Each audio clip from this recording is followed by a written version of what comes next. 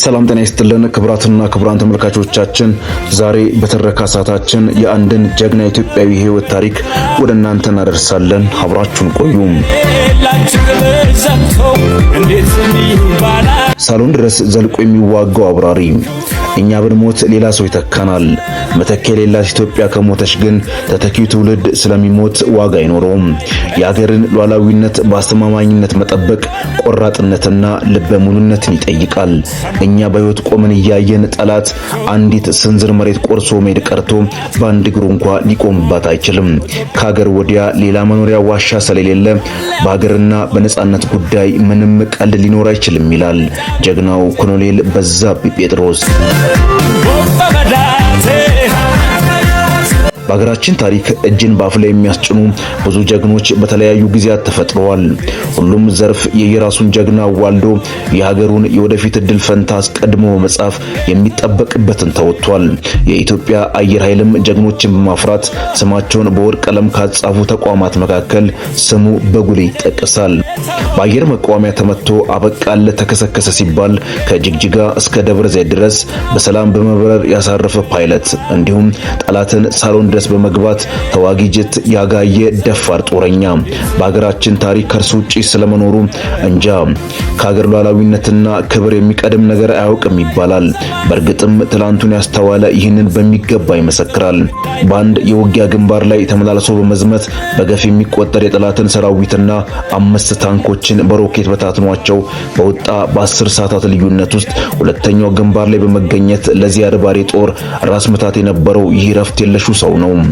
እንደውም ከሶማሊያ ጋር በነበረው ጦርነት ጊዜ ወደ ጠላት ቀጠና 191 ጊዜ እንደበረረ ተጽፎለታል። የሚያበራት አሜሪካ ሰራሽ F5E ተዋጊ ጀት ግምግም ያለች እንዲሁም ቆሞ ከሚዋጋው ይልቅ መሸሸጊያ ፍለጋ ወደ የስርቻው የሚበረግገው ጠላት ይበዛል። አይዋጡት ፈተና፣ ደፋር ተዋጊ፣ አትንኩኝ ባይ፣ አገር ወዳድ፣ ተወዳጅ ባል፣ መልካም አባትም ሌላም ነበር ኮሎኔል በዛብህ ጴጥሮስ።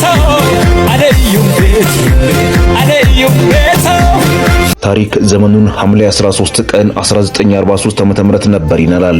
ቦታው ደግሞ የቀድሞ ደቡብ ብሔረሰቦች ህዝቦች ክልል የአሁኑ ማዕከላዊ ኢትዮጵያ ክልል ሀዲያ ዞን ምስራቅ ባደዋቾ ወረዳ አንደኛ አምቡርሴ ቀበሌ።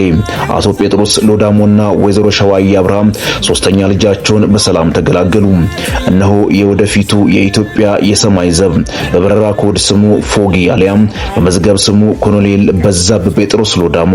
ከልጅነቱ ጀምሮ በመልካም ጸባዩ የሚታወቅ ደፋር፣ ቁጡ ግን ደግሞ ይቅርባይና ተግባቢ ባህሪ ያለው ሲሆን በትምህርት አቀባበሉ ንቁና ጎበዝ እንዲሁም ወታደር የመሆን ዝንባሌም የነበረው። እድሜው ለትምህርት ሲደርስ ትምህርት ገብቶ ተከታተለ። እስከ 11ኛ ክፍል ማጠናቀቂያ ድረስ በሆሳና ከተማ በቀድሞ ራስ አባተ ቦያሌው በአሁኑ የካቲት 2567 ትምህርት ቤት ተከታትሏል። የ12ኛ ክፍል ትምህርቱን በዚሁ ትምህርት ቤት የተከታተለ እያለ በወቅቱ የኢትዮጵያ አየር ኃይል ባወጣው ማስታወቂያ ተወዳድሮ የተሰጠውን ምዘና በብቃት በመወጣት ጥር 26 ቀን 1961 ዓ.ም የኢትዮጵያ አየር ኃይልን ተቀላቀለ። የኢትዮጵያ አየር ኃይልን ከተቀላቀለ በኋላ በተቋሙ የሚሰጡ ስልጠናዎች በብቃት ተከታትሏል። ከተከታተላቸው የስልጠና ዘርፎች ውስጥ የ6 ወር መሰረታዊ የውትድርና ኮርስ፣ የ7 ወር መሰረታዊ የበረራ ኮርስ፣ የ6 ወር የመጀመሪያ ደረጃ የበረራ ስልጠና ኮርስ፣ የአውሮፕላን አብራሪነት ዲፕሎማ እንዲሁም ከፍተኛ የተዋጊ አውሮፕላን ስልጠና ኮርስ በሀገር ውስጥ ሰልጥኗል። ከሀገር ውጭ በሀገር አሜሪካና በቀድሞ ሶቪየት ህብረት የሚሰጠውን የበረራ ትምህርት ስልጠና ተከታትሎ በብቃት አጠናቋል። በሀገር ውስጥም ሆነ በውጭ ሀገራት በወሰዳቸው የስልጠና ኮርሶች ባገኘው ዕውቀትና ክህሎት እንዲሁም ባዳበረው ልምድ በአየር ኃይል ውስጥ በተለያዩ ቦታዎች ለረጅም ጊዜ ተዘዋውሮ አገልግሏል።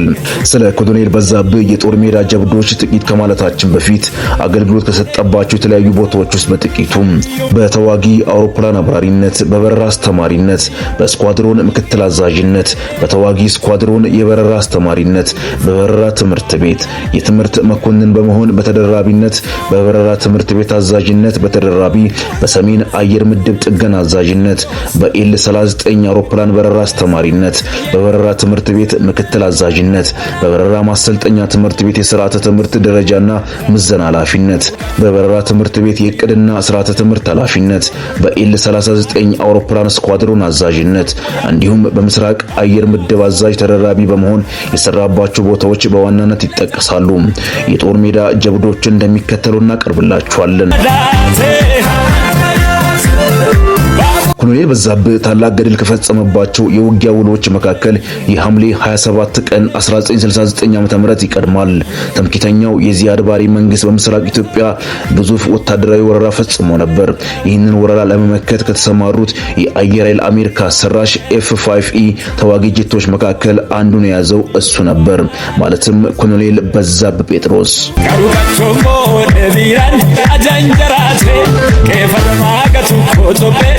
Tomo yate balle am sammo